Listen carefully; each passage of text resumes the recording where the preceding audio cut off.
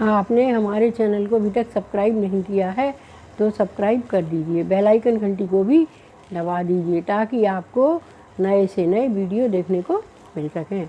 आज मैं आपको सबसे बहुत ही सुंदर कहानी सुना रही हूँ।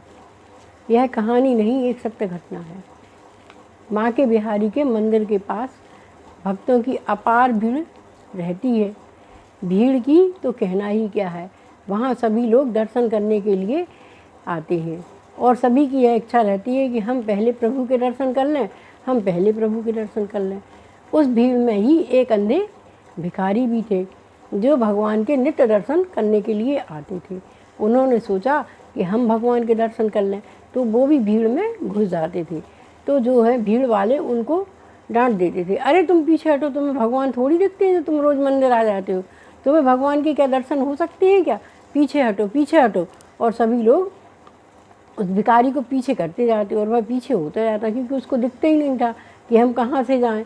वह भिखारी कभी कभी तो 12 बज जाते और भगवान का भोजन करने का समय हो जाता, पट बंद हो जाते, सारे भक्त चले जाते, तब जाकर भिखारी बाबा उनके मत्थे टेक पाते थे और मत्था टेक कर भगवान से कहते, हे प्रभु, आपने मुझे इतना असहाय कर दिया है, मैं आपके टाइम से दर्शन भी नहीं कर पाता, पर आप मेरा बेड़ा ज़रूर पार लगा देना।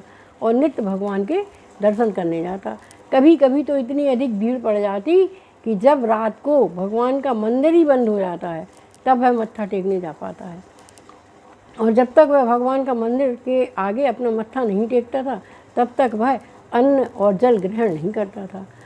भगवान बहुत दुखी रहते थे कि इसके हम कैसे सहायता करें, ये भूखा प्यासा और हमारे मंदिर तक आता है और इसको हमारे भक्त दर्शन ही नहीं करने देते हैं। प्रभु बड़े दुखी रहते थे और उसकी रक्षा करना चाहते थे, उसको जो है वरदान देना चाहते थे। एक दिन भगवान ने सोचा कि आज कुछ भी हो जाए मैं इसको जो है अपने दर्शन करा के ही रहूँगा। तो भगवान जो है भीड़ में और जो है थोड़े मोटे ताजे से व्यक्ति बनकर पहुँच गए, पहलवान टाइप के, और सारे ही भीड़ वालों को धक्का देने लगे और बोले, हटो हटो हटो, हम भगवान के दर्शन करने जाना है। तो वह सारी भीड़ को इकट्ठा अलग करते करते और उस भिखारी के पास पहुंच गए और भगवान ने भिखारी के पास पहुंचकर उसको जोर की ठोकर मारी। जैसे ही उस भिखारी को ठोकर लगी तो उसको कुछ दिखता तो था नहीं, तो वह जाकर सीधे भगवान के लिए जैसे अपन दंडवत प्रणाम करते हैं उसी तरह से जाकर के और गिर पड़ा। गिरते ही उसके मुख से निकला, हे कृष्ण, हे माधव, हे मुरारी, हे प्रभु, मेरी रक्षा करो, मुझे तो कुछ समझ नहीं आ रहा मैं क्या करूं। तो जो है वो जो है चिल्लाने लगा, मत्थे से जो है खून बहने लगा, आँखों से अश्रु बहने लगे और वह सिर्फ प्रभु का नाम ले रहा था, हे नारायण, हे बिहारी, हे बांके बिहारी, हे मुरारी, मेरी रक्षा करो, मेरा रक्षा करो। तो उस भीड़ में कुछ भक्त ऐसे भी थे जो भगवान को वास्तव में पूजते थे। उन्होंने कहा, अरे अरे उस भिखारी को उठाओ, देखो उसको कितनी चोट लगी है, उसके मत्थे से खून बह रहा है। और वह भिखारी अचेत हो गया। लोग बाग दौड़ के गए और लोगों ने पानी लाया, उनको पानी का किंचा दिया, मत्थे में जहाँ से खून बह रहा था वहाँ पर दवाई वगैरह लगाई और उनको पानी आनी पिलाया तो थोड़ी सा उनको होश आया।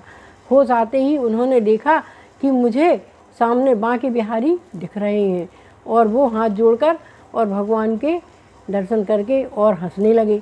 तो सब भक्त थे जितने खड़े थे सब लोग हंसने लगे, बोले, अरे ये तो पागल हो गया, इसके मत्थे में चोट लगी है इसलिए पागल हो गया है, ऐसा ना हो कि अपन लोगों को कुछ मारने पत्थर वत्थर मारने लगे, भागो भागो। और सारे जितने भी वहाँ पर भक्त थे उसकी हंसी देखकर, उसकी ऐसी मासूम सी हंसी देखकर सारे ही भक्त वहाँ से भाग गए। और वो अंधे जो भिखारी थे वो तो इसलिए हंस रहे थे कि मुझे बांके बिहारी सामने दिख रहे हैं और सब लोग समझ रहे थे कि इनके मत्थे में चोट आई है तो ये पागल हो गए हैं। और भगवान की ऐसी कृपा हुई कि सारे भक्त ही वहाँ से डर कर भाग गए।